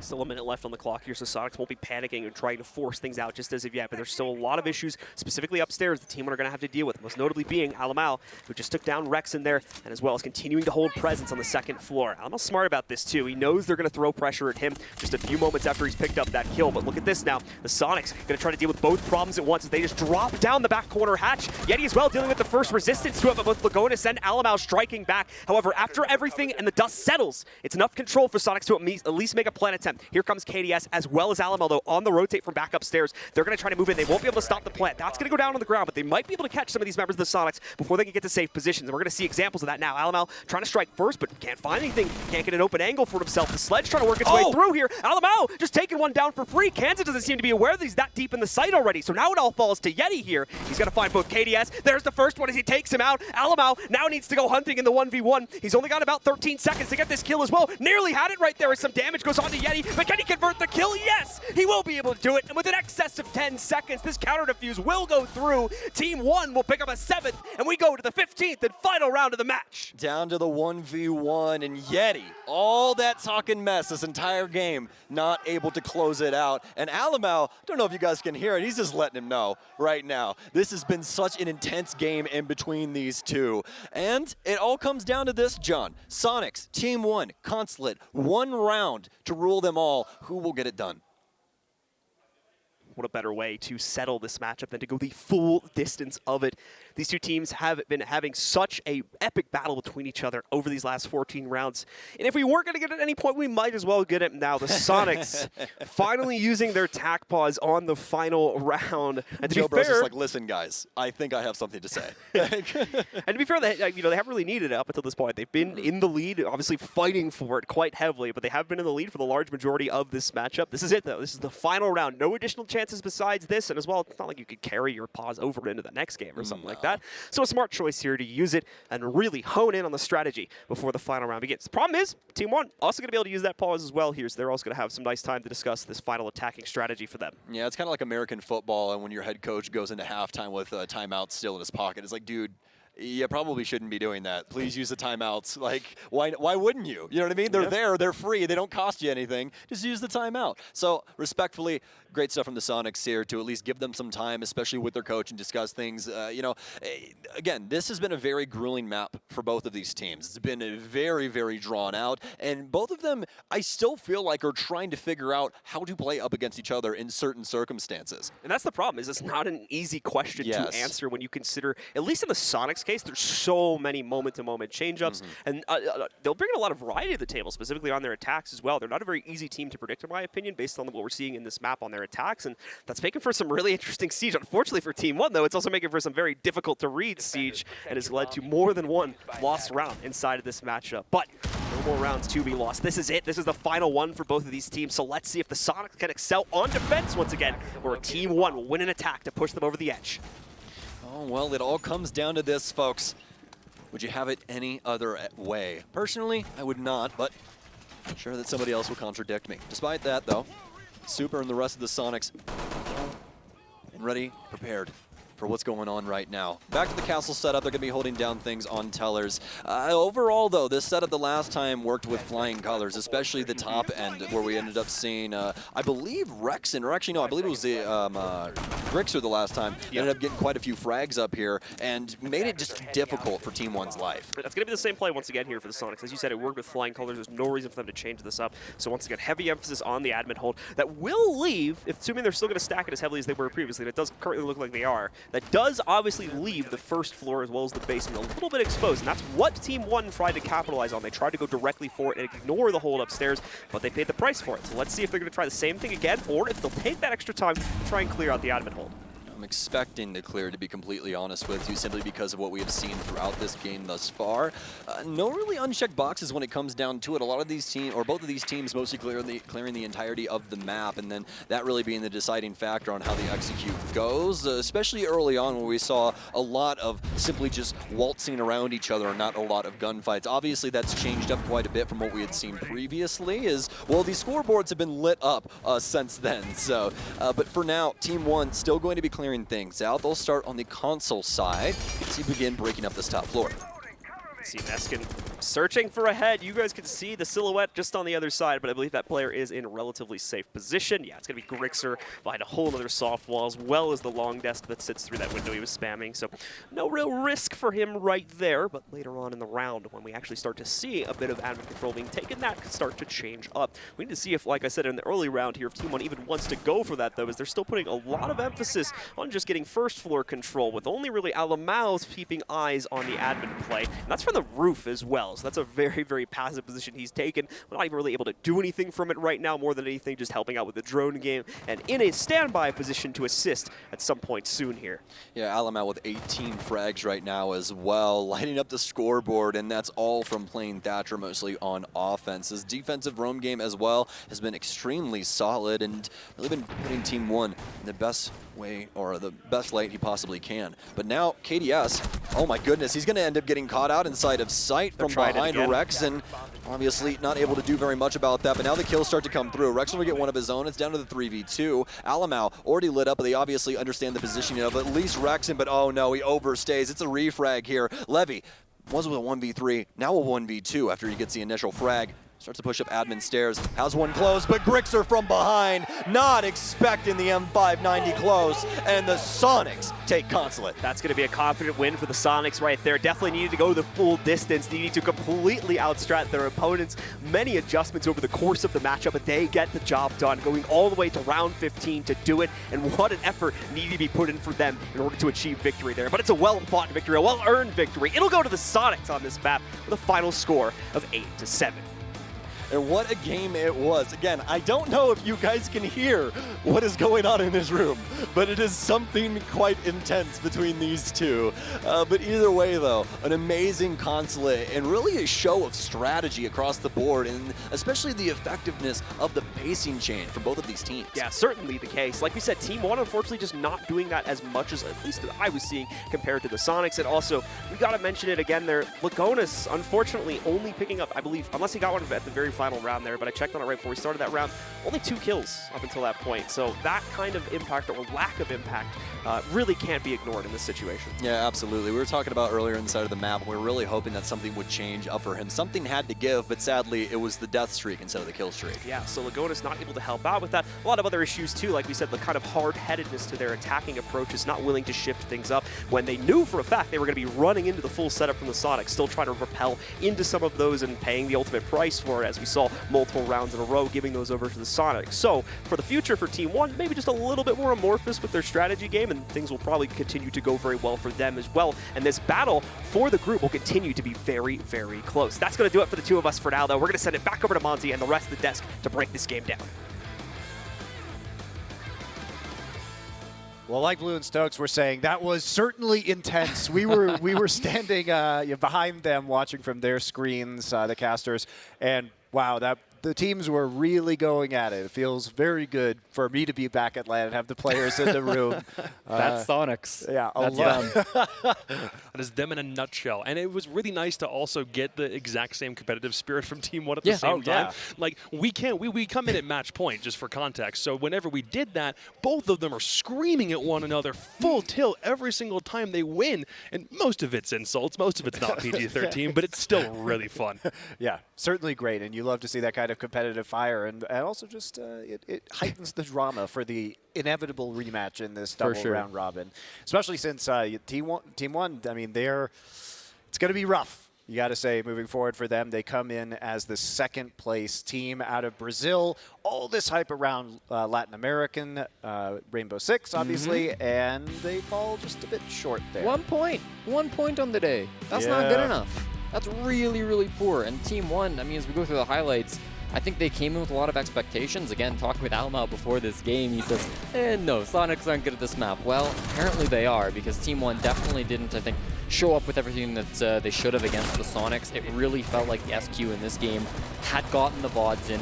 They knew what type of defense they wanted to run. And there was a lot of the same stuff coming back and forth, I think, on some of their attacks. But, you know, all is forgiven when you get down to that round 15, and Soniqs looks so sharp on that final defense. That point also about the Soniqs saying that they're not a very strategic-heavy team. There were obviously attacks that defenses that they lost, but the defenses that they won were where they had Team 1 scouted very well. A lot of anti-drone, anti-intel operators were brought to the fray, but a lot of it was just them capitalizing on Team 1, either swinging or repelling into moments where they didn't have to, or otherwise pushing into zones that they simply had not droned themselves. So they took advantage of the times where Team 1 did not capitalize on that fact. How important was it that in these two very defensive teams that Soniqs got defense in that final round? I mean, I think it was an impactful statement. I don't think you can take it away from that, right? I do think in that final round, like, the take that Team 1 went for wasn't amazing. They kind of just funneled into the site without really getting an advantage. I mean, they were pretty slow. That was a common theme through all of their attacks, and it really did bite them there. Soniqs weren't taking any chances. They were hiding down in the basement, ready for one to come to them. And as the kills turned out, Soniqs came out on top. This is bad. honestly. I think Levy and Alamau doing as well as they do is really nice, but KDS is somebody who I thought we were going to try, or we would see pick up some more of that slack for Team 1. I feel like he could have had more impact. He was 10 and 11, but where we expected to see him, it didn't really seem like he was in the lobby all that much. There were even some questionable operator picks from the Soniqs in some moments. I didn't really know why Super was on the Ying that one round, and didn't really seem like it worked out. But I'm honestly just kind of proud of Soniqs for being able to hold firm in moments where it seemed like the pressure was high. What was your take on Super's Ying? Yeah, well, we saw it a couple of times. We saw it obviously in the overtime, but we also saw it twice during the regular time when they were on their attacks. And it seemed like that was their response to a failed attack previously, right? That was their way to try to adapt. On both their lobby attack and their Teller's Archives attack, they failed the first time, right? They struggled in their first attacks, and then when they tried it the second time, they did the exact same push. On lobby, it was going in from Visa and just taking not very much ground, and on Teller's, it was the garage push. But they added a Ying. And I really don't think that Super on the Ying had a big impact. They won one of their second attempts. They lost one of their second attempts. In both, I wouldn't say the Ying was a huge factor. And in that final round as well, it felt somewhat impactless. But at the end of the day, you know, they're trying something to shake it up. They already know their default strategy doesn't work. I don't hate it. Well, as we wait for the Cyclops to come on and take Team 1's spot on the stage to face the Soniqs, we'll go through a few replays powered by Predator. Can you join me? Thank you, Mr. Predator. Yes, of course. Well, let's do it, right? I mean, I believe the first one is that round 2. That round 2, okay. This is probably the most questionable play we saw, I would say, from these two teams throughout the match. It was really scrappy. If we get down to this 1v1, we'll start all the way at the 5v5. And this is the first time that their take on a Teller's Archives fails. They go for the garage push. There's still a decent amount of time on that clock, 35 seconds, and they don't really have any advantage in this sense, right? And that's why Team 1 are starting to get these first couple of kills. Super, I have no idea how he wins that gunfight. There's no way Laguna should be dropping that kill. They do trade it, but then there's a team kill right afterwards. Now Alamau's in the 1v2, and he's gonna, or sorry, 1v1 with Super bleeding out, right? And he's gonna win this, but Kansan, he gives it his best shot, and I want to say he's not usually a sledge player, but this is really an unfortunate situation for him, not pre-firing the wall fully, expecting him to be there. The game sense on point, and then he misses his shots, and then he changes weapons, and he can just run away, and Alamau plays it really well. He does. But that is so heartbreaking to see. And if that round had just gone the way of Kansan, they could have won this in regular time and gotten all 3 points. Yeah, no overtime would have been needed.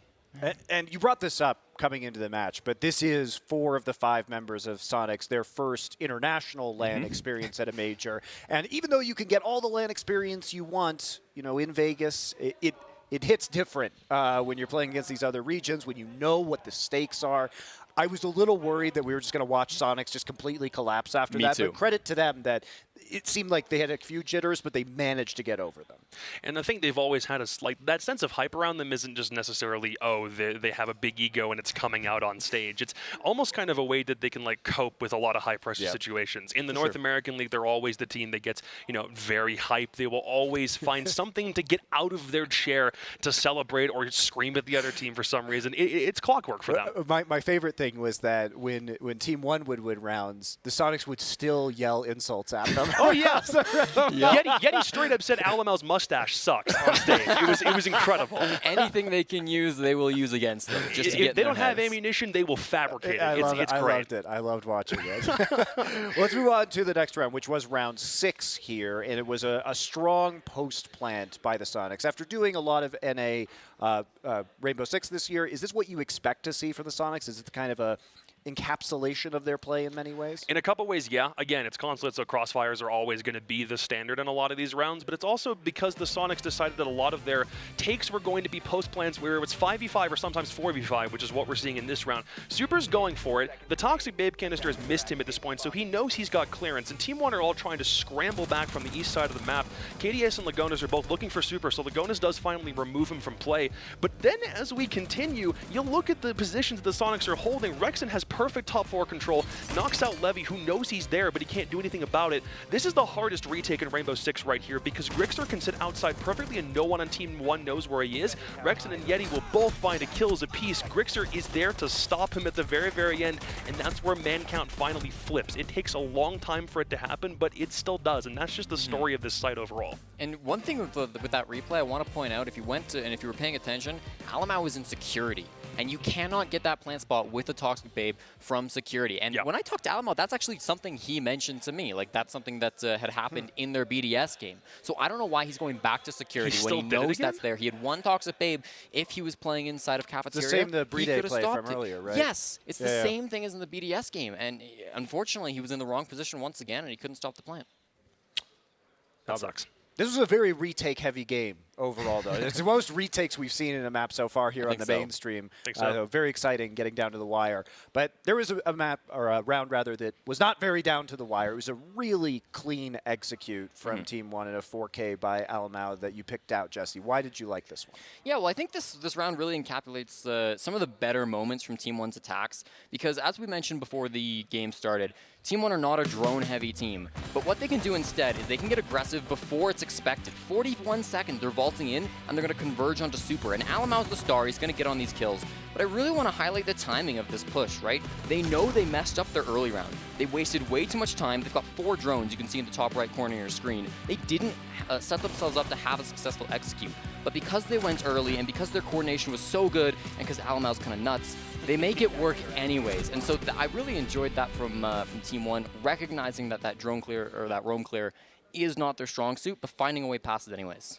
Even still, though, that's a very fundamental part that I think you need to shore up if you're Team 1. If you're CAG and you're looking for a way to like get over Team 1 in some way, that might be a really good way to work around it. It's obviously going to be map dependent depending on where they play, but as far as I'm concerned, that was the single biggest thing that the Soniqs were trying to exploit. When they were on defense and they understood the weaknesses in their droning, they did a pretty good job working around it. But what did Team 1 do? Go right in for pushes, and in 3 rounds on their own attack for Team 1, it worked. Well, we'll hope we get to see some more of those clean executes from Team 1 in the coming days. That is going to be it for Team 1 today. They had a disappointing loss to BDS, an overtime loss here to the Soniqs. We've got more Soniqs action for you in Group A coming up as they take on Cyclops. We'll be back in just a couple minutes to preview that match.